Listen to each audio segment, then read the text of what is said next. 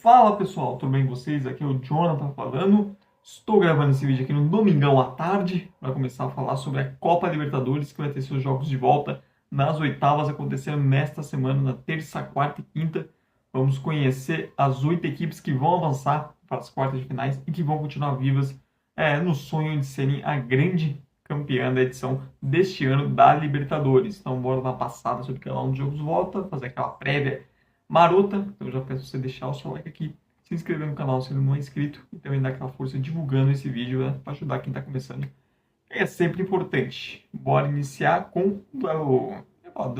Tem brasileiro, mas quase todo jogo tem brasileiro, né? Copa Libertadores, uma extensão na Copa do Brasil com convidados de fora do país, praticamente isso.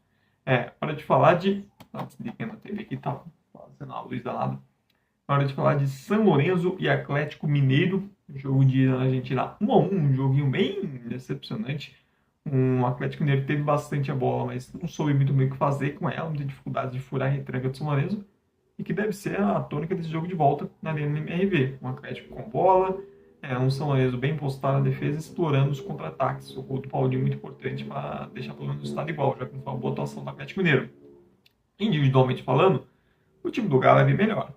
Favorito, ainda mais jogando em casa, é a minha aposta também, um palpite para avançar. Só o Atlético Mineiro, sob o comando do Milito, é um time muito irregular, né? Tanto nas duas fases do jogo.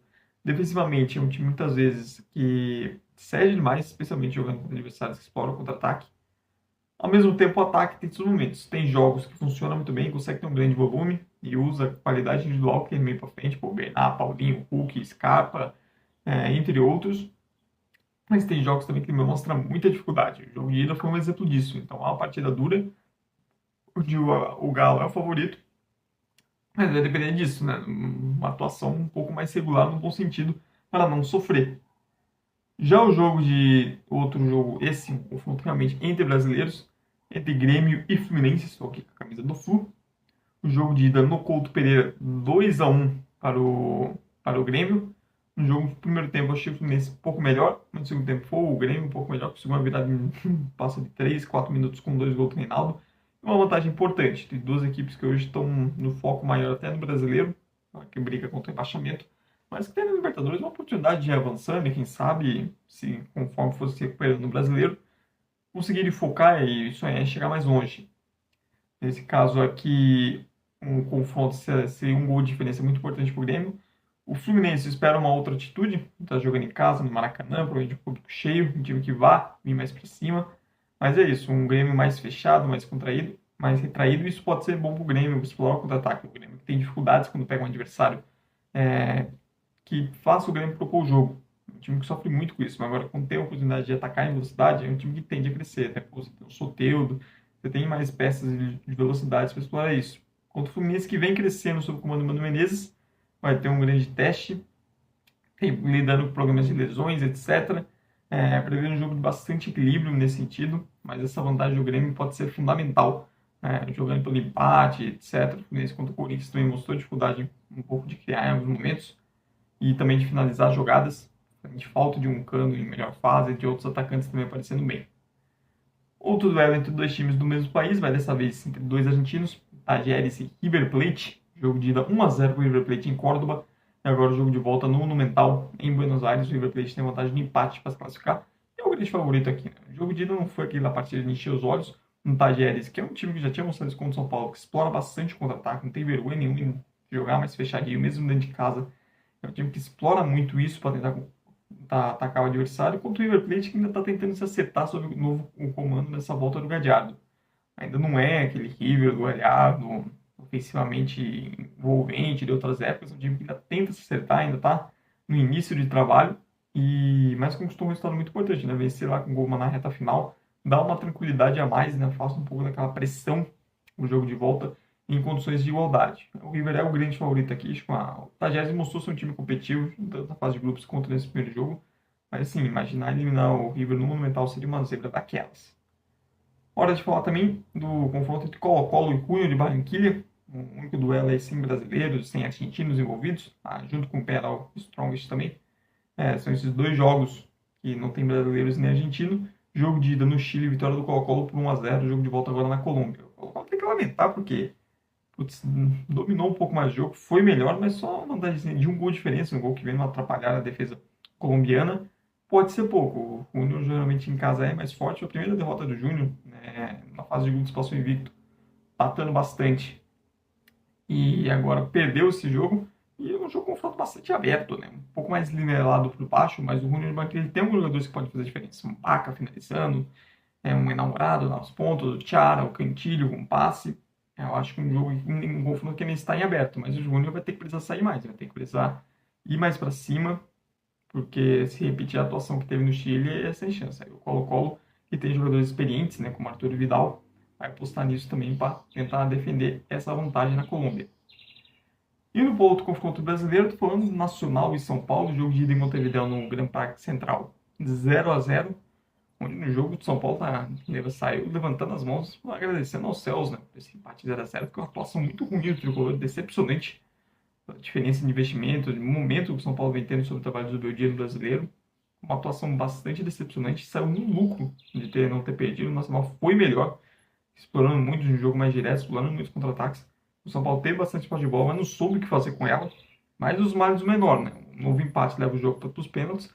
Mas assim, o São Paulo tem totais condições de jogar no Morumbi em casa e ter uma boa atuação, se classificar sem grandes sofrimentos, mas vai ter que jogar bem mais bola. Se repetir algo parecido com o que foi esse jogo de ida, em termos de atuação, vai correr sérios riscos de ser eliminado, porque não dá para contar que o jogador nacional vai perder um gol inacreditável sempre, né? Como aconteceu no jogo de ida. Então é um confronto perigoso, mas para mim o São Paulo é o favorito e é o meu palpite para avançar. Indo também para um confronto que tenha a maior diferença de gols, que é Peñarol e The Strongest, o jogo de ida no Monumental, no campeão del siglo, na verdade, o estádio do Peñarol com 4-0, a equipe uruguaia, fora os ameaços. E assim, o negócio do jogo de volta em La Paz, o Peñarol fez o que tinha que ser feito, né? Você tem um mata-mata contra uma equipe boliviana e seu jogo de ida é em casa, você tem que ir para cima e tem que fazer o máximo de gols possíveis. O Peñarol fez exatamente isso, dominou o jogo e atacou o máximo que pôde, fez a vantagem maior possível, fez um 4-0, deixa a equipe numa situação bem confortável. Porque o Strongest vem para cima, na altitude tende a ser melhor, tende a pressionar bastante o Peñarol. Sabe como que é difícil jogar em La Paz, porém com essa vantagem de 4 gols de diferença, isso aí vai dar uma tranquilidade muito grande para a equipe do Peñarol poder se classificar e avançar de volta para umas quartas de finais de Libertadores, algo que já não acontece faz algum tempo já. E é bom ver times grandes como o Peñarol, a gente tem o Colo-Colo com chance de voltar às quartas, faz bem para a Libertadores, faz bem para a competição, ter essa maior alternatividade, ter grandes camisas chegando em fases mais longe, sem ser só times do Brasil ou da Argentina. E fechando com os dois últimos confrontos, primeiro Flamengo e Bolívar, ida no Maracanã 2-0, Flamengo, segundo gol só na reta final. E agora o jogo de volta em La Paz. E aquela sensação, acho que para muitos está a sensação que putz, poderia ter feito mais, deveria ter feito mais. Não, foi uma atuação de encher os olhos do Flamengo. Contra o Bolívar, muito frágil defensivamente, mas que levou perigo no ataque. Temos que lembrar o seguinte, o Bolívar meteu 2 bolas na trave do Flamengo.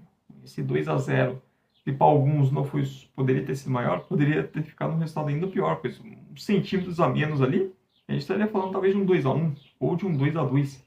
O Flamengo pecou muito na finalização de jogadas, faltou em algum momento acelerar mais o jogo. É uma atuação até decepcionante pelo que a equipe pode oferecer, já mostrou sob o comando do Tite.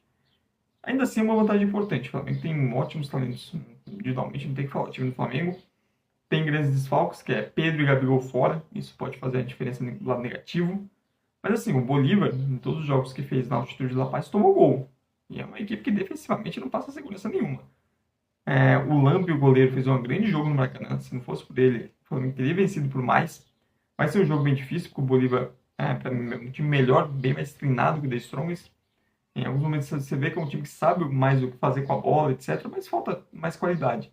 Então é um confronto aí em aberto, mas esses 2 gols de diferença dão uma vantagem legal para o Flamengo. E contra o Bolívar, que, como disse, defensivamente é frágil e sofreu gols em todos os jogos na altitude. E o Flamengo tem muita qualidade no meio para frente. Mesmo que sofra do ponto de vista defensivo, jogar lá, que é o esperado, o time tem totais condições de explorar as jogadas que tem, a qualidade dos seus jogadores do meio para frente e fazer gols também. Não é só o Bolívar ter que fazer vários gols em cima do Flamengo, também não ter que sofrer. É algo que é complicado da equipe boliviana. Ainda assim, eu acho que o Flamengo vai se classificar, mas vai ser sofrido, não espero facilidade. E o último confronto, não me deixei de propósito, para mim o grande jogo dessas oitavas, foi o grande jogo da ida e promete ser o grande jogo da volta, falando de Botafogo e Palmeiras. A ida no Newton Santos 2-1, um ótimo jogo, uma ótima atuação do Botafogo. E agora o jogo de volta no Allianz Parque. Eu acho que o Botafogo sai com a sensação um pouco parecida com o Flamengo teve em relação ao Bolívar, que é, putz, dava para ter feito uma vantagem maior. E isso pode fazer diferença no final. Um Palmeiras que vem jogando mal e, mais uma vez, uma atuação ruim, defensivamente frágil em vários momentos, mesmo jogando 3 zagueiros, e ofensivamente pouco inspirado. O gol vem numa falha ali, um erro do Botafogo, um erro de saída e tudo mais. O Palmeiras explorou muito bem, mas o Palmeiras no segundo tempo teve mais a bola, um time decepcionante, não conseguiu criar tanto para incomodar o John. Comparado ao jogo que tiveram no Brasileirão, foi o Palmeiras inferior àquele jogo. Aquele jogo do Brasileiro incomodou muito mais o Botafogo, criou bem mais em relação a esse, um time independente de lances individuais para conseguir tentar chegar. Contra o Botafogo, muito bem, um time muito bem treinado contra o Jorge, que quando tem a oportunidade de jogar explorando a velocidade, sendo mais direto, é muito perigoso. Tem muitos bons jogadores, Igor Jesus jogando muito bem, entre outros. Promessa de mais um grande jogo. Espera um Palmeiras vindo mais para cima e um Palmeiras vai precisar repetir para se classificar o nível de atuação que teve contra o Flamengo no jogo de volta. A gente foi para cima, onde amassou, soube usar o ambiente do Allianz a seu favor e vai precisar desse nível de jogo. Contra o Botafogo, deve ter um cenário em alguns momentos favorável, o jeito que ele gosta de jogar, que é explorando transição. Contra o Palmeiras, que vai ter que se expor, e um Palmeiras que vem demonstrando fragilidade quando precisa se expor, o Botafogo vai ter oportunidades também e aí vai precisar ser certeiro, caso queira eliminar o Palmeiras e avançar na Libertadores. Mas é isso, pessoal. Isso é minha prévia, meus palpites sobre os jogos das oitavas, jogos de volta. Deixem aí nos comentários seus palpites e também o que você acha de cada uma das partidas. E não esqueça de dar like no vídeo, se inscrever no canal e de me seguir para mais conteúdos. Muito obrigado por quem veio até o final. Tchau, tchau e até a próxima.